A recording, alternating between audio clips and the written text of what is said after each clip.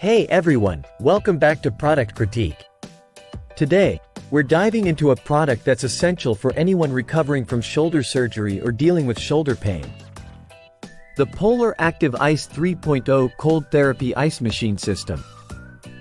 This isn't just any cold therapy device, it's one of the best ice machines for shoulder surgery recovery available on the market. Designed by Polar Products, this system is engineered to deliver effective cryotherapy right where you need it most.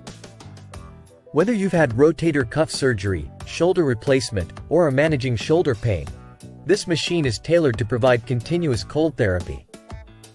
This feature allows you to customize cooling cycles, ensuring you get the right amount of therapy without constantly monitoring the device.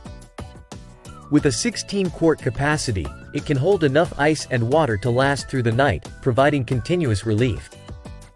Shoulder compression pad, specifically designed to fit comfortably on either shoulder. It provides broad coverage with elastic and Velcro belts for a secure fit. The quiet pump ensures you can use it day or night without disruption. For anyone recovering from shoulder surgery, proper cold therapy is crucial.